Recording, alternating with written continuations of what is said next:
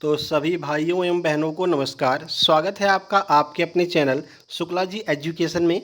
और हम लेकर के आ गए हैं आपके लिए RRB NTPC exam 2025 19 June first shift का एग्ज़ाम एनालिसिस।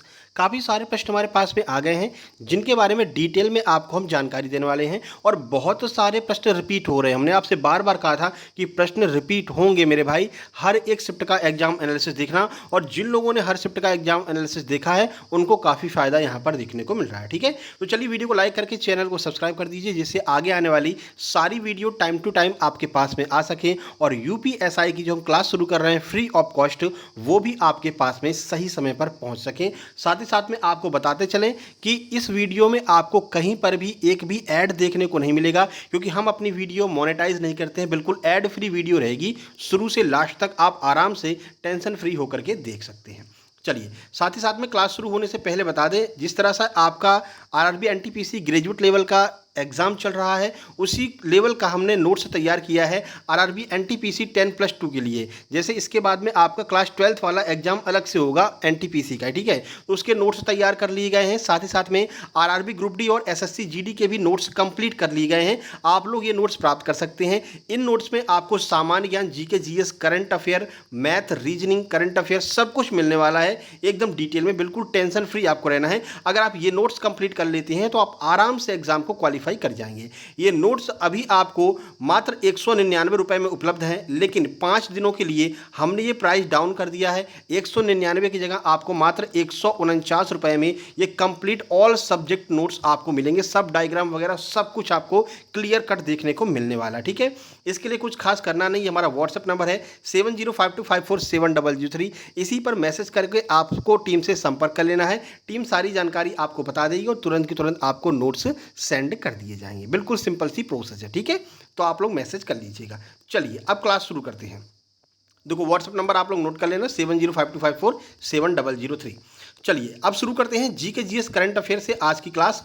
पहला प्रश्न आया था, मैकाल पर्वत श्रेणी की सबसे ऊंची चोटी कौन सी है? अमरकंटक, सह्याद्री, इलायची पहाड़ियां या फिर इनमें से कोई नहीं। सही आंसर ऑप्शन नंबर ए हो जाएगा, अमरकंटक। तो मैकाल पर्वत की सबसे ऊंची चोटी अमरकंटक है। इसके बारे में कुछ जानकारी देख लीजिए। देखिए, अमरकंटक में जो अमरकंटक पर्वत है ये सबसे ऊंची चोटी है मैकाल श्रेणी की। और यहाँ से दो पवित्र नदियाँ निकलती हैं, एक है नर्मदा, एक है सोन। जैसे कि ये मान लीजिए आपका अमरकंटक पर्वत है, ठीक है ना, तो नर्मदा जो निकलती है वो इस साइड निकल करके चली जाती है और सोन नदी इस साइड निकल कर चली जाती है। नर्मदा नदी क्या होती है, ये जाकर के अरेबियन सी में गिर जाती है, एस्चुरी का निर्माण करती है। ये प्रश्न पूछा गया है। नर्मदा और ताप्ती दोनों का प्रश्न आ चुका है। ये दोनों नदियाँ भ्रंश घाटी में बहती हैं, उल्टी बहती हैं, यानी कि पूर्व से पश्चिम की ओर और अरेबियन सी में जाकर के गिर जाती हैं। वहीं सोन नदी जो यहाँ से निकलती है वो जाकर के बिहार के पटना में जाकर के कहाँ पर, गंगा नदी में मिल जाती है और लास्ट में जाकर के बंगाल की खाड़ी में गिर जाती है। ये दोनों नदियाँ जो है अमरकंटक से निकलती हैं। साथ ही साथ में अमरकंटक की भी सबसे ऊंची चोटी कौन सी है? धूपगढ़ है, जिसकी कुल ऊंचाई 1350 मीटर है। ये सारी जानकारी आपको याद रखना है। आगे बढ़ते हैं। अगला प्रश्न कंप्यूटर से पूछा गया था, एमएस एक्सेल में प्रिंट करने की शॉर्टकट की क्या होती है? Ctrl+C नहीं, ये तो कॉपी करने की होती है। Ctrl+P ये प्रिंट करने की होती है और Ctrl+X ये कट करने की होती है। सही आंसर ऑप्शन नंबर बी हो जाएगा। देखिए, तो एमएस एक्सेल में प्रिंट करने के लिए Ctrl+P शॉर्टकट की का उपयोग कर सकते हैं। यह शॉर्टकट की एक साथ दबाने पर प्रिंट डायलॉग बॉक्स खुल जाएगा, जहां से आप अपने डॉक्यूमेंट्स को प्रिंट कर सकते हैं। आगे बढ़ते हैं। अगला प्रश्न है, महाबलीपुरम में स्थित तट मंदिर का निर्माण किस पल्लव वंश के शासक के द्वारा करवाया गया था? आपसे निवेदन है, कृपया वीडियो को लाइक कर दीजिएगा और चैनल को सब्सक्राइब जरूर कर लीजिएगा, क्योंकि आगे आने वाले एसएससी जीडी एग्जाम है, एसएससी सीजीएल एग्जाम है, उसके लिए इंग्लिश की क्लास हम चालू करेंगे। बिल्कुल बहुत सारी चीज़ें आपको नई नई यहाँ पर मिलने वाली हैं। नया चैनल हमने स्टार्ट किया है, मेहनत पूरी भरपूर करेंगे, बस आप लोगों के सहयोग की आवश्यकता रहेगी। और सारी वीडियो आपको मोनेटाइज नहीं मिलेंगी, यानी कि एक भी यूट्यूब ऐड आपको बीच में देखने को नहीं मिलेगा किसी भी वीडियो में। तो पृथ्वीराज चौहान, नरसिंह वर्मन, राजा भोज या फिर उपरोक्त सभी? प्रश्न का सही आंसर हो जाएगा, नरसिंह वर्मन द्वितीय ने तट मंदिर का निर्माण करवाया था। देखिए, तो महाबलीपुरम में स्थित तट मंदिर का निर्माण नरसिंह वर्मन द्वितीय के द्वारा करवाया गया था।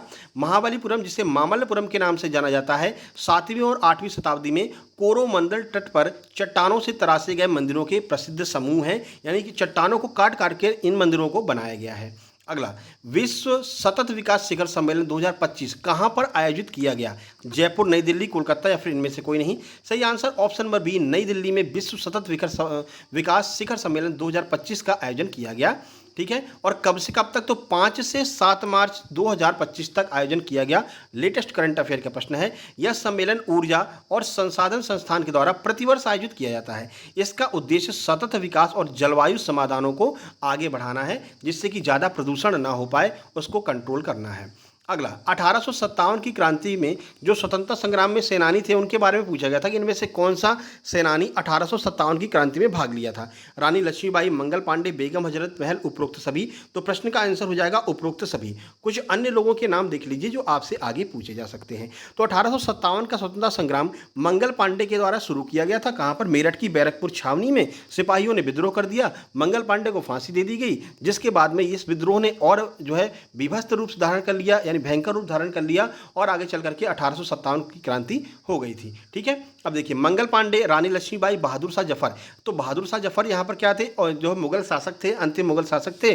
ठीक है, और इन्हीं को नेता बना करके नई दिल्ली में विद्रोह किया गया था। बेगम हजरत महल ने लखनऊ से विद्रोह किया था। बाद में ये कहाँ पर चली गई थी? नेपाल चली गई थी। नाना साहब, तात्या टोपे, कुंवर सिंह, अजीमुल्ला खां इत्यादि लोगों ने स्वतंत्रता संग्राम में शामिल होकर के महत्वपूर्ण भूमिका निभाई थी। इनका नाम आपको याद रखना है। अगला देखिए, महिला T20 वर्ल्ड कप 2024 का खिताब किसने जीता है? बहुत महत्वपूर्ण प्रश्न है। Bharat, England, New Zealand, Australia. ये प्रश्न रिपीट भी होगा, इस पर हम आर लिख दे रहे हैं, यानी ये प्रश्न रिपीट होगा। सही आंसर हो जाएगा न्यूजीलैंड, ऑप्शन नंबर सी। तो महिला T20 विश्व कप का खिताब न्यूजीलैंड ने जीता है। न्यूजीलैंड ने फाइनल में दक्षिण अफ्रीका को हरा करके यह खिताब अपने नाम किया है, और न्यूजीलैंड का किसी भी प्रारूप में पहला वर्ल्ड कप है, यह भी आपको याद रखना है। अगला, और अभी आपको पता है दक्षिण अफ्रीका ने ICC टेस्ट चैंपियनशिप जीत ली है, ये भी आपको याद रखना है, आगे पूछ सकते हैं। हालांकि अगले एग्जाम्स में आएगा ये 10+2 में, जिसके लिए हम अलग से भी नोट्स तैयार करेंगे। टाइम टू टाइम आपको अन्य नोट्स भी देते रहेंगे। जो लोग नोट्स लेंगे उनको एक ग्रुप में शामिल करेंगे और उनको अलग से भी नोट्स हम दिया करेंगे। हड़प्पा में गढ़ का मुख्य उद्देश्य क्या था? यानी कि जो हड़प्पा संस्कृति थी उसमें बड़े बड़े पहाड़ों पर एक किले नुमा आकृति बनाई जाती थी। तो इसका मुख्य उद्देश्य क्या था? आखिर इसको बनाया क्यों जाता था? तो भैया ये सुरक्षा की दृष्टि से बनाई जाती थी। देखिए, तो हड़प्पा में गढ़ का मुख्य उद्देश्य सुरक्षा, मतलब रक्षा और सुरक्षा था। यह शहर का सबसे ऊंचा और मजबूत हिस्सा था, जहां पर संभवतः शासक लोग रहते थे। जो उस टाइम पर शासक हुआ करते थे, जैसे प्रधान हुआ करते थे या राजा महाराजा हुआ करते थे, वो उसी ऊंचाई वाले स्थान पर रहते थे। साथ ही साथ में यहाँ पर अन्नागार, स्नानागार, ये सारी चीज़ें भी देखने को मिली हैं। जैसे कि मान लीजिए अगर नीचे वाले स्थान पर बाढ़ आ जाए तो ऊपर अन्न को जो है एक तरह से कह सकते हैं कि रखा जाता था इकट्ठा करके, जिससे कि आपात स्थिति में इस अन्न का यूज किया जा सके। तो यहीं पर आपको बड़े बड़े अन्नागार भी देखने को मिलेंगे ऊंचाई वाले स्थानों पर। ठीक है, आगे, थार मरुस्थल किस पर्वतमाला के उत्तर पश्चिम में स्थित है? विंध्य पर्वतमाला, अरावली, हिमालय या कोई नहीं? थार मरुस्थल का प्रश्न पहले ही भी आ चुका है कि किसकी किसके बाउंड्री पर है, तब हमने आपको ये पूरी जानकारी दी थी कि कहाँ पर कैसे कैसे ये स्थित है। ठीक है, देखिए ऑप्शन नंबर बी हो जाएगा अरावली। तो अरावली श्रृंखला एक पहाड़ भारतीय उपमहाद्वीप के उत्तर पश्चिम क्षेत्र में स्थित है, और थार का मरुस्थल की जो श्रेणी है वो अरावली श्रेणी के उत्तर पश्चिम में स्थित है। आगे बढ़ते हैं, और ये भारत पाकिस्तान में फैला हुआ है। ये प्रश्न पूछा गया था कहाँ कहाँ फैला है। अगला, भगवान बुद्ध के अवशेषों को रखने के लिए जो पात्र बनाया गया है उस पात्र को हम क्या कहते हैं? स्तूप, शैपलक, मतलब स्फूट, शैपलक, स्तूप या फिर शिलालेख। सही आंसर हो जाएगा ऑप्शन नंबर सी, उसको हम स्तूप कहते हैं। जैसे सांची का स्तूप आप लोगों ने देखा होगा कहीं ना कहीं, है ना। तो देखो, बुद्ध के महापरिनिर्वाण के बाद उनके पार्थिव अवशेषों को विभाजित कर कई स्थानों पर स्तूपों में रखा गया। स्तूप मूल रूप से एक गुंबदनुमा संरचना होती है, ऐसे होती है। ठीक है, यहाँ पर गुंबद होता है, इस तरह से बना हुआ होता है। ठीक है ना, ये ठीक है। तो रखने के लिए, उनके अवशेषों को रखने के लिए यह बनाई गई थी। अगला, स्मार्ट सिटी मिशन किस वर्ष लॉन्च किया गया था? तो भारत सरकार के द्वारा 2015 में स्मार्ट सिटी मिशन लॉन्च किया गया था। भारत सरकार के द्वारा स्मार्ट सिटी मिशन को 25 जून 2015 को लॉन्च किया था। इस मिशन का उद्देश्य प्रमुख शहरों में सभी प्रकार की सुविधाएं, स्पेशली डिजिटल परिवेश को बढ़ावा देने के लिए शुरू किया गया था। अगला, कबड्डी खेल में कुल कितने खिलाड़ी होते हैं? 6, 5, 7, 11।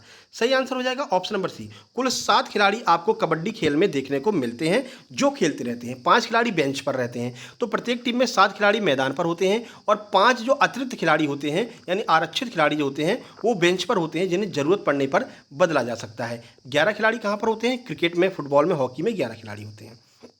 अगला, जब प्रधानमंत्री मुख्यमंत्री को फंड देते हैं तो वो किस प्रकार से इसका यूज करेंगे, ये पूछा गया था। तो आपातकालीन स्थितियों के लिए ये फंड दिया जाता है, जैसे पीएम केयर्स फंड आपने बहुत सुना होगा कोरोना के टाइम पर। तो जब प्रधानमंत्री मुख्यमंत्री को फंड देते हैं तो यह आमतौर पर प्रधानमंत्री राहत कोष यानी कि पीएम केयर्स फंड से दिया जाता है।